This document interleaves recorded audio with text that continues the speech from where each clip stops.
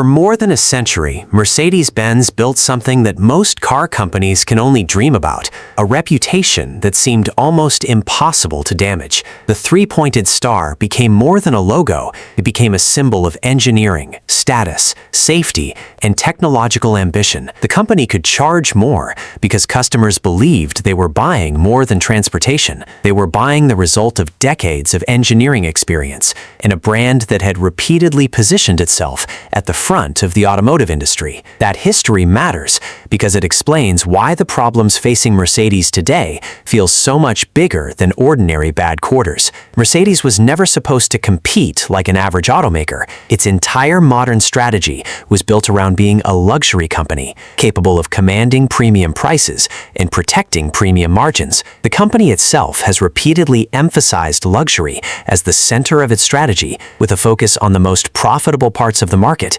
and an ambition to make its highest-end vehicles an even larger part of the business. That approach made sense for a brand with names like the S-Class, AMG, Maybach, and G-Class, carrying enormous recognition around the world. But it also created a dangerous expectation. When customers pay luxury prices, they expect luxury performance in every part of the experience. The engineering has to be excellent, the technology has to feel advanced, the reliability has to justify the price, and the brand itself has to remain desirable. That is where the modern Mercedes story becomes interesting. The company isn't suddenly an unknown brand fighting for survival. It is still one of the world's most recognizable luxury automakers. The problem is that the definition of best has changed. For decades, being the best could mean a smoother engine, a more sophisticated suspension, stronger safety engineering, or a quieter cabin. Today, customers are also judging a luxury vehicle by its software, charging experience, infotainment, digital interfaces, battery efficiency, update speed, and how quickly the manufacturer can introduce new technology. Mercedes is therefore facing a challenge that is deeper than simply selling fewer cars. It has to prove that its old definition of excellence still works in an industry where the rules are changing underneath it. And that is why the financial numbers matter so much. Because once the company's profits start falling, the question isn't simply whether Mercedes can survive a weak year. The real question becomes whether the company can afford to spend enough money to reinvent itself while maintaining the reputation that made it successful in the first place. The first number that changes the entire conversation is Mercedes-Benz's 2025 operating profit. It fell to approximately 5.8 billion euros, down dramatically from 13.6 billion euros in 2024. Net profit fell to about 5.3 billion euros from 10.4 billion euros the year before. Those aren't small movements that can simply be explained away as a bad month or a temporary production problem. They represent a major reduction in the amount of money Mercedes was generating from its business. But there is an important detail that makes the situation more complicated. A collapse in profit does not automatically mean the company itself is collapsing. Mercedes is simultaneously trying to manage an enormous transformation in its product lineup, technology, manufacturing footprint, and market strategy. It is spending heavily on new vehicles while attempting to reduce costs at the same time. That creates an uncomfortable situation where the company needs to invest like a technology company while generating returns like a luxury automaker. Then came 2026, and the pressure did not disappear. Mercedes' second quarter car sales fell 8% year over year to around 417,800 vehicles. China was the biggest problem, but the broader picture was more complicated because sales outside China actually increased. The United States and Europe performed better, while battery electric vehicle sales jumped by more than 50% globally in the quarter. That distinction is crucial. The story isn't that every Mercedes vehicle suddenly stopped selling. In fact, some of the company's newest products are gaining traction. The problem is that growth in one area isn't yet enough to completely offset weakness in another.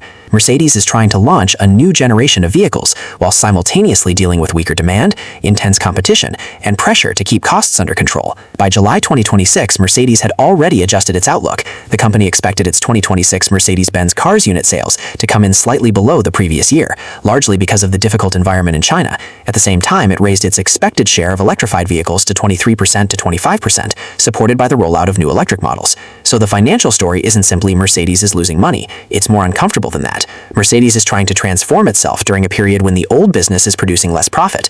The biggest growth market is becoming harder, and the company needs enormous investment to make its next generation of vehicles competitive. And nowhere is that pressure more obvious than China. For years, China was one of the greatest opportunities Mercedes-Benz had ever found. The country's expanding wealthy population created enormous demand for premium German vehicles, and Mercedes became deeply established among Chinese luxury buyers. But the market has changed dramatically. The same country that helped drive Mercedes' growth is now one of the clearest examples at how quickly the global automotive industry can change. In the second quarter of 2026, Mercedes-Benz cars delivered roughly 98,600 vehicles in China, a 30% year-over-year decline. Meanwhile, Mercedes car sales outside China were up 2%, showing just how concentrated the current weaknesses become. The company itself pointed to an intensifying competitive environment, cautious consumer sentiment, and the timing of its current product launches as major factors. The most important part is the competition. Chinese automakers are no longer simply trying to beat foreign brands by offering cheaper vehicles. Companies such as BYD and NIO have pushed aggressively into technology-heavy vehicles and premium segments, while China's automotive market has developed at a speed that has forced traditional manufacturers to rethink how quickly they design, update, and sell cars.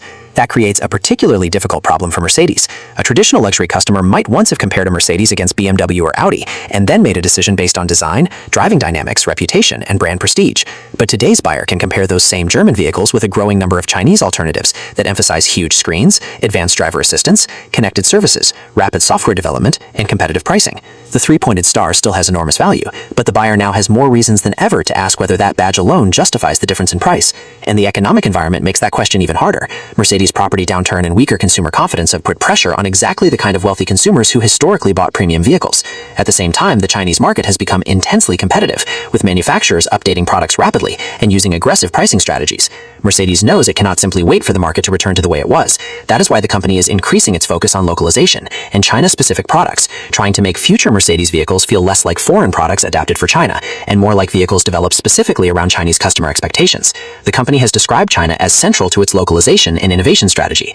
But that creates the next problem. Mercedes has to become faster and more flexible without destroying the qualities that made it a luxury brand in the first place. And nowhere is that balance act more obvious than in the electric transition. A few years ago, Mercedes-Benz appeared to have made a very clear decision about the future. In 2021, the company announced a major strategic shift from electric first to electric only, saying it would be ready to go fully electric by the end of the decade wherever market conditions allowed.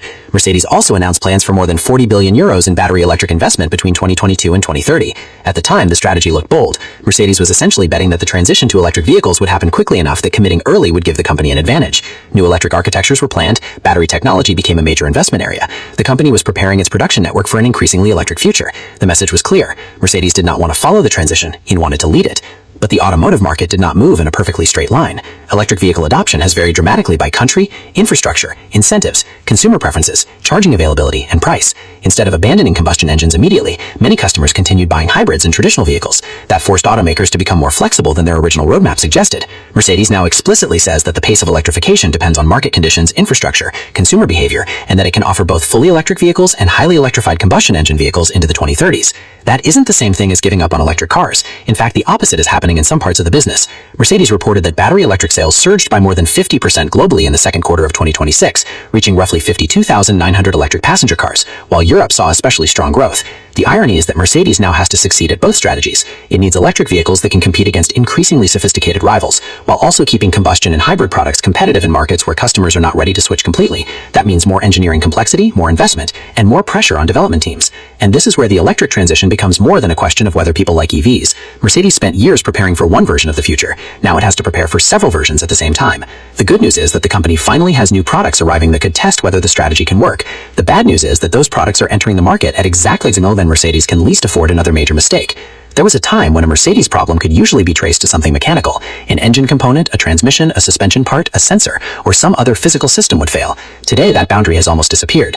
A modern Mercedes is effectively a rolling computer, and that means software failures can become just as important as mechanical failures. That reality became impossible to ignore in 2026. Mercedes-Benz recalled 144,049 vehicles because a software issue could cause the digital instrument cluster to reset and temporarily go blank. The recall involved multiple Mercedes models, including versions of the AMG GT, C-Class, E-Class, SL, CLE, and GLC. NHTA's official recall documentation identified 144,049 potentially affected vehicles. The significance isn't simply the size of the recall, it's what the defect represents. When a traditional gauge fails, the problem might affect one component, but when the digital interface controlling essential information resets, the failure reaches into the driver's entire interaction with the vehicle. Speed information, warning indicators, and other critical data are increasingly presented through software-driven displays. And then came another major recall in July 2026. Mercedes-Benz recalled 310,067 vehicles in the United States because a micro switch in the driver's door lock could corrode and fail to detect that the door had been opened. Under certain circumstances, that could prevent the electric parking brake or auto park function from engaging automatically, creating a potential rollaway risk. It is important not to exaggerate this into evidence that every Mercedes is unreliable. Recalls happen across the automotive industry, and Mercedes has not said that these defects represent some universal failure of its vehicles. But together, they highlight a deeper challenge. The company is moving towards increasingly complex vehicles at the same time that customers expect that complexity to work flawlessly. That is especially important for a luxury brand. When someone spends tens of thousands of dollars on a vehicle, they don't necessarily expect zero problems forever, but they do expect the entire experience to feel finished. If the screen freezes, the instrument cluster disappears, or an electronic system behaves unpredictably, the customer's perception of quality can change instantly. And that leads directly to the bigger issue. Mercedes isn't just trying to build better cars anymore. It is trying to build better software, better batteries, better electronics, better interfaces, and better manufacturing processes at the same time.